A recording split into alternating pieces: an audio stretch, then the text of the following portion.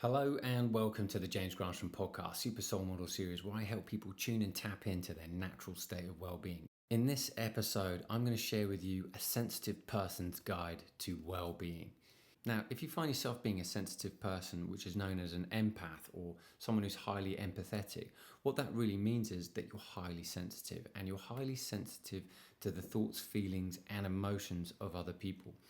And when they tend to be negative or low energy or toxic, you can end up taking that on board yourself and absorbing them. So if you have ever felt like that, then this episode is especially for you. Because should you ever find yourself picking up the vibes of other people and feeling overwhelmed, feeling self-esteem issues, finding yourself that you're trying to people please, this will only cause you more feelings of suffering and confusion. So this episode is for you if you feel any of that, because this is something I would have loved to have known. When I grew up, I discovered I was a highly sensitive person. I couldn't articulate it, but I knew it, because when I was around adults or other people my age, I felt other people's feelings, often their heavy emotions. And I went to go about trying to people please just to try and help them feel better. But in doing so, that's what created a lot of problems for me. So in my young adulthood, in my 20s, I turned to drinking loads to numb the pain and recreational drugs to get away from picking up all that energy, that heavy toxic energy, only to discover that I felt more pain, more chaos, more confusion, and I didn't know what to do until I asked the question, there has to be another way. There's got to be another way than what I'm doing, because what I'm doing is only causing me more grief and more pain. So you don't have to go rock and roll like me to be able to find another way, to find another solution. You don't need to turn to addictive behavior to find a solution. There is another way, and that's what I want to share with you in this episode. So how do you become sensitive in the first place? You are born highly sensitive, you are born empathetic, but there are other few factors that can interlink with this. You may have had a soul contract before you came into your physical form and entered your family, that you were going to be someone who is highly sensitive because you came with a purpose, and your purpose was to help people heal and to uplift others. Now, as Dolores Cannon likes to share in her work, that you may have volunteered, and if you have volunteered at this time, in this time-space reality that we're in right now, you volunteered as to be someone who has a high energy, so that you can uplift the people around you with your own energy as you walk around. Because really, as we go through this episode, I'm going to share with you how to really tune in to the power of being a sensitive person and make it work for you, and to help others simultaneously. Now, another way that you may become sensitive is being exposed to trauma in your youthful years. So that might tap into the feelings of empathy that is drawn out from you because of the pain and the trauma that you felt. So you feel like that there is a part of you that wants to give back, because this universe is set up in a win-win scenario. So if you didn't get what you want to at least pass that down to the next generation. So being empathetic is a quality to help other people heal, to feel better, and to raise the frequency of not only yourself, but the people around you and your environment. Because your mission here on this earth at this time is to help other people feel better, to help other people heal, and to uplift the planet to a new frequency for a new earth to evolve. So what's the best environment if you're a highly sensitive person? Well, it's the same for anybody. It's a calm, peaceful, loving environment that's supportive and has loving people around you, that's non-violent, non-toxic, and just is a beautiful space. But that's not easy, and that's not reality, because everybody has to start somewhere, and that's not going to be the case. However, you can create that environment little by little, and I'm going to share with you how right now. So these are some little habits that you can begin to correct to lay the foundations for a more beautiful and calming existence if you're highly sensitive. Because if you're highly sensitive, taking in and absorbing lots of toxic energy is often very overwhelming. And any slight noise can really send you off, or any visual pictures that are disturbing can really kick you out of your center. So you've got to really be on alert to make sure that you're consuming in what you want in your life, which is more peace, love, joy, happiness, and well-being. So that becomes this energetic vortex around you wherever you go. So how would you go about doing that? Now, simple things like turning off your TV or only watching comedy or light-hearted films and programs that are uplifting in nature, that will help you. Now, everyone's going to want to watch Netflix, but if you ever watch anything heavy, that's going to bring you right down and make you attract in more toxic environment or people, or put you in the wrong place. So whatever you're consuming mentally or visually, what you're actually doing is saying, yes, I want more of that in my experience. So making sure you're only having light-hearted stuff in your life is a really great way to begin to release any heavy toxicity in your life. Number 2, cleaning with plant products in your house. Your home and your environment is so important for you. And I've done a whole episode on this on a podcast, so I'll make sure the links are in here. When you clean with plant-based products, what you're actually doing is you're creating less toxicity in your environment, which means that the air that you breathe in allows your cells to thrive at a higher level. And also surrounding your home with beautiful plants and colour will really uplift you and uplift your frequency. Next up, eating lots of live foods such as sprouts, legumes, nuts, seeds, fresh fruits, fresh veggies. All of that stuff is so good for you, and try and get as much raw stuff in your diet as well, particularly during the summer months. When you're having raw foods, what it's really doing is you're taking on all the fresh enzymes, and eating organic as possible is so good for you. Now, it doesn't need to be expensive, and do what you can, but trying to eat unprocessed foods and eating live foods is going to be very beneficial for creating an environment for you where you're going to thrive. And when you go out into the world, you'll be in your center. Next up, drinking lots of water. Water is one of the most powerful things for us. We've got like 50 trillion cells, and when you're hydrated, you're going to thrive. And when you're dehydrated, which a lot of people are, they don't thrive.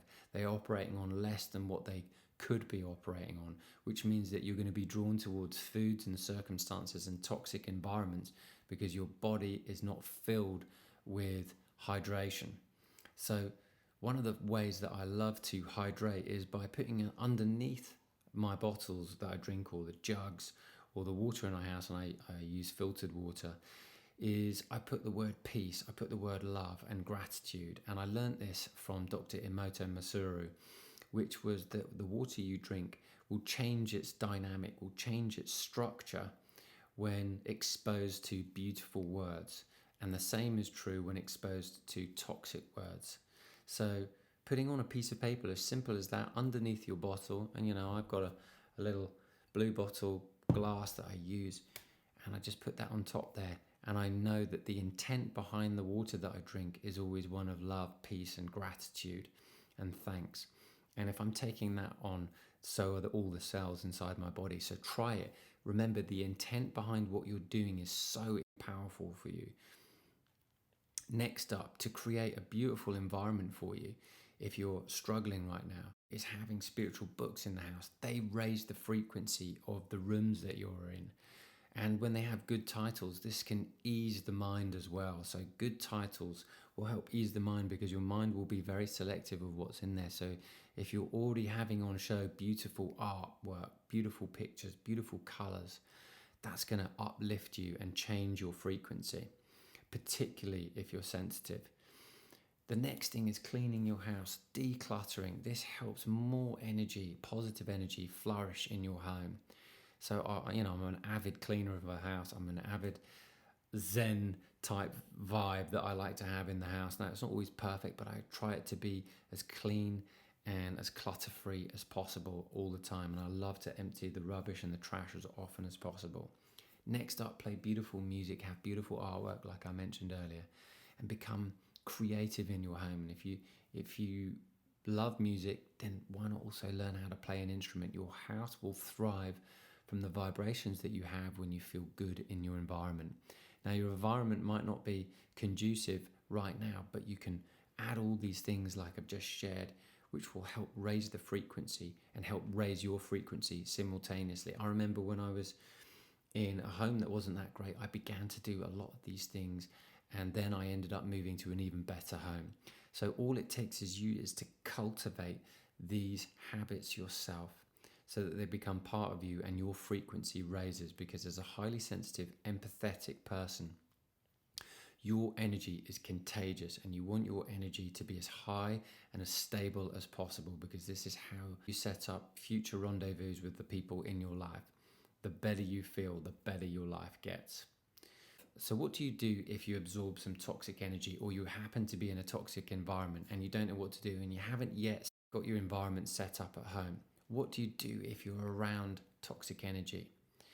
Now, there are a few things I want to share with you. I've got about 10 things that I want to share with you right now. And the first thing that I'd love to share with you is your breathing is usually erratic and shallow when you're stressed. And if you're a highly sensitive person, then you're going to find that your breathing is very shallow when you're stressed out. So this simple deep breathing pattern will be very effective for you to be able to bring more oxygen and begin to little by little settle your energy. So I have a 4x4 breathing. So you breathe in for 4, and I'll do it with you right now. Hold for 4, and exhale for 4. And this is called box breathing. It's very simple and it's very powerful. And do it until you begin to feel better. Because if you find any heavy emotions of overwhelm coming up inside of your body, doing this box breathing will calm your nervous system. The next up is having a mantra. Now, a lot of people use Indian mantras, whatever works for you, but this mantra worked for me when I was really having a toxic struggle time, and it worked literally that evening, and everything worked out the next day. And I noticed, I was like, wow, I feel so powerful that I can be exposed to a difficult environment and yet I still come out smelling of roses. So the mantra that I told myself is in the form of a question, an empowering question, which is, why am I safe and sound? So I repeated that over and over again. Why am I safe and sound? So just say that to yourself right now. Why am I safe and sound? Over and over again until you begin to feel better. This is super powerful. You're using your mind to help set you up. And when you ask it in the form of a question, which is, why am I safe and sound? Even though you may not be feeling that way right now, the mind will eventually reset and then filter out everything other than you beginning to feel safe and sound. This is in the form of an affirmation created by Noah St. John. But when I began to do this, I had some tremendous results. So try it so you get the experience and see if that works for you.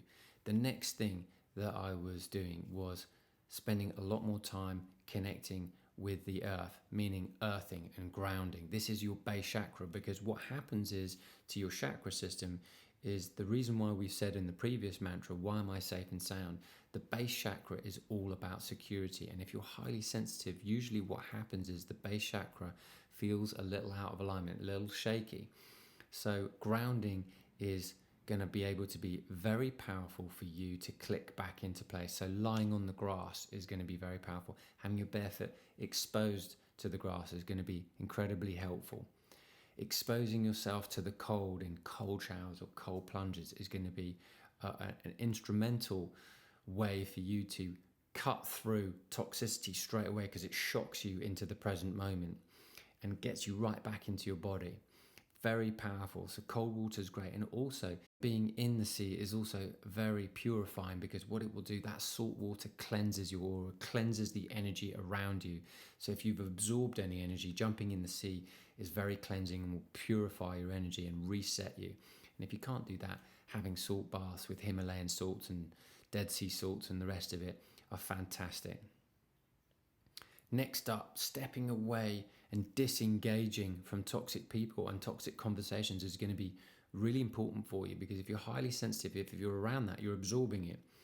And if you can disengage from a conversation, the quicker the better, and politely, and step away, because you only want to engage with conversation that's going to take you up, not down. Remember, your job is not to fix people. Your job is to center yourself. And when you walk away from and disengage from conversations that seem to be heading in a negative direction, in order for you not to absorb that negativity, it's going to take real discernment, and stepping away and wishing people well the whole time actually helps rebuild your energy. Next up, you remember this, you don't need to save people. The only way that you can help people is actually you being in your center, feeling good, because your power is in your center when you are naturally feeling good. And whenever you're feeling good, you're an asset. And whenever you don't feel good, you're not an asset. So, this took me quite a while to really understand. But as soon as I began to cultivate these habits that I've shared, I noticed that my energy would be high, and I'd only be meeting up with people and rendezvousing with people, because law of attraction would bring it together, that I'd be meeting people of like minds, and people would just vibe in and vibe out of my experience if they weren't on the same wavelength. And the same will be true for you when you engage in conversations that are uplifting and going to a place you want to go, and disengaging from conversations that are negative and potentially toxic. Next up, this is really important. Number 6, setting healthy boundaries. Now, I've done another podcast on this just alone, but having healthy boundaries is going to be pivotal for you to generate and build self-respect, because you want to make plans. You want to make plans to see people. You want to make plans to go to a party and be around people, but you also want to have exit plans. So when I stopped drinking, which I found was really toxic for my body type, what I did was, even though I was invited to loads of birthday parties, which were often restaurants and bars and things like that, I always wanted to go. I always wanted to show my face. But I would always say this: I'm going to come for an hour or so, and I'll just stay for a bit. And I would let the host know that that was my intention, because that generated self-respect, and that let them know that I wasn't going to stay the whole evening, because I valued my new character, my new habits of being teetotal, which other people valued as well. So whatever works for you, having an intent before you go there and making sure you've got an exit strategy that you can share with the people helps you generate self-respect, and other people will respect you too when you honor your own intentions and you honor your own needs. That you want to set healthy boundaries, you want to get in, feel good, and you want to leave on a high. Mix it up with people, mix it up with friends, mix it up with family. Get in, feel good, and leave. So if you can have that premise, what's going to happen is you're going to cultivate more and more positive energy, which is going to keep you on a high frequency, so that you're not outstaying your welcome and absorbing toxicity. Because if you go to a party and there's loads of drinking, you're going to absorb all that toxicity as well. That's why I found that when I'd stayed to the party towards the end, I felt drunk at the end, because I was absorbing all the energy from other people in the party. That's because I was highly sensitive and empathetic. But when I decided that I was going to set more healthy boundaries and leave early and tell people that I was going to leave early, everyone was cool, and I didn't wake up feeling like I had a hangover the next day. Next thing, if you find yourself absorbing harsh energy, stay offline and go to nature. Go and sit among the trees. Just go and hang out. We said earlier, grounding and lying on the grass is powerful, but if you can't do that, spend time in nature. Walk around. The calming influence of nature has alpha patterns, and that alpha patterns you'll absorb as well, which slows your brainwave patterns down, calms your nervous system. So being out in nature, having a digital detox, staying off your phone, staying off the computer, staying off the TV will be very powerful for you, just for a few moments while you begin to reset. Number 8, if you haven't already and you've just started discovering my podcast, then you want to begin practicing meditation. Meditation, if there's one thing that has absolutely transformed my life and made it even better and allowed me to enjoy greater vitality, greater well-being, it's meditation. Because meditation stops thought, it stops resistance, and it allows your full energy to thrive. Imagine like a big beam of light just going right through you. This is what happens when you begin to practice meditation. You might not see that, but that's what's happening to your cells. When you are relaxing your mind, like having a holiday every day for 15-20 minutes, which is what practicing meditation does, it just calms you down. It calms your nervous system down. Eventually what happens is any stress, any toxicity begins to leave the body. And when I first started meditating, even though I'd been drinking extremely heavily, within 2 weeks of meditating, I began sweating out all the toxins in my body, all the alcohol, all the processed foods that I've been eating. I began sweating it out over a period of 2 days. And that sounds really gross, but my body was eliminating toxins so quickly just because I was sitting down to meditate twice a day. Now, if you haven't already, go and check out my 7 ways to meditate in 7 days. Whether you're visual, auditory, or kinesthetic, there is one there for you that will really work if you sit with it. And as little as 5 minutes a day, you can get going and start reaping the benefits of what meditation will do, which will help you reset your energy faster than anything I've come across. It releases negative emotion quicker than anything I've come across. So if you're feeling that you've got some toxicity in your life and you want to release it, then get going with practicing meditation and head over to my 7 ways to meditate on my website. My penultimate step is by playing beautiful music in the house. Anything that's calming will soothe you, preferably no words, because the mind wants to follow words, but when there's a beautiful melody, it calms you down. Like, I'm very auditory, so having beautiful calming music, things like Mozart work well for me. Things like Clair de Lune by Debussy really work for me and calm me. This isn't the type of music I used to listen to. It's just something I grew into when I realized that this type of music began to calm my nervous system. So now I have an eclectic mix of music. Like, I produce dance music, I produce house music, and I also play the ukulele, but I also love classical music and I love calming music. So whatever works for you, music will be a great benefiter and uplifter for you to help cultivate higher energy and help create a more centered place for you in your day-to-day life. And last but not least, probably the greatest spiritual practice of all is sleep. Sleeping helps you reset, and as you drift off into sleep, have this little mantra in your head. Why is everything going to be okay? Why is everything going to be all right? And why is everything working out? If you can have that whilst you're drifting off to sleep, and maybe you've had a tough day, or maybe you've absorbed some harsh energy, saying that to yourself will be very soothing as you drift off to sleep, because how you drift off to sleep is how you're going to wake up the next day. And if you're saying, why is everything working out for me? Why is everything going to be okay? Why am I going to be all right? This will be very soothing, and you get your mind to work for you whilst you're asleep. So being highly sensitive, some people find it a curse, but it's actually a gift, because what it's actually doing is the sensitivity that you feel to things is an indication of vibration, and all energy is vibration.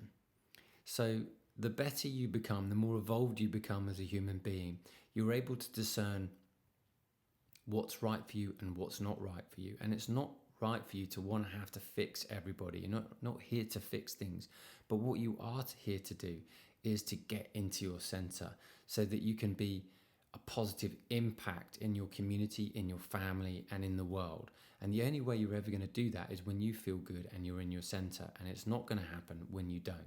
I spent so many years of my life feeling disconnected, not the whole time, but a lot of the time, which caused me to have habits that didn't work for me and caused me to have more overwhelm and experience more suffering. So you don't want that for you.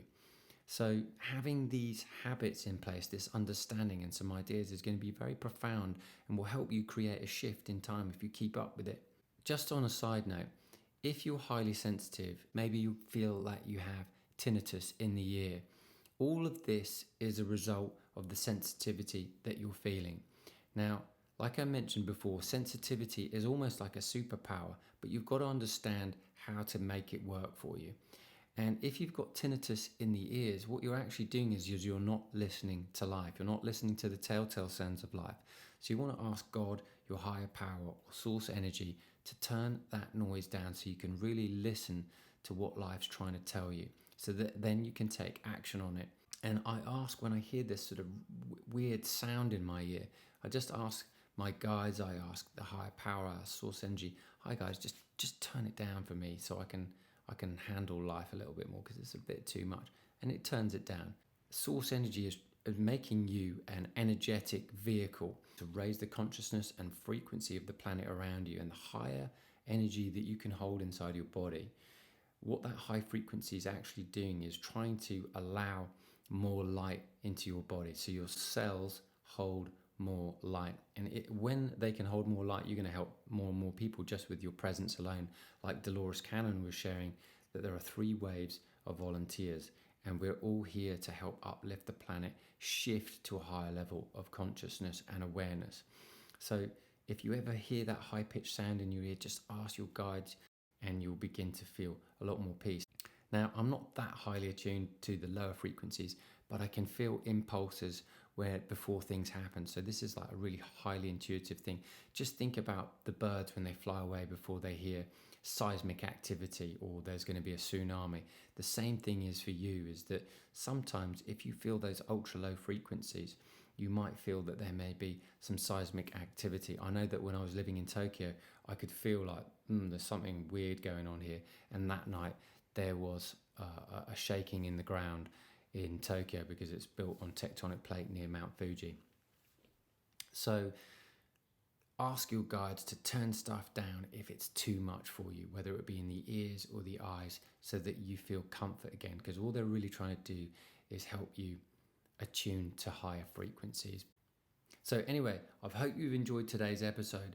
I hope there's been some major takeaways. Like I said, I wish I'd known a lot of this material and some practical tools to take away when I first started out. But hey, this is the journey, and my journey now is to help you on yours. And I hope you can take away some of this information and put it to good use, and you can enjoy a life of feeling more high vibe and feeling more in your center and making an impact in your family, amongst your friends, and in your community.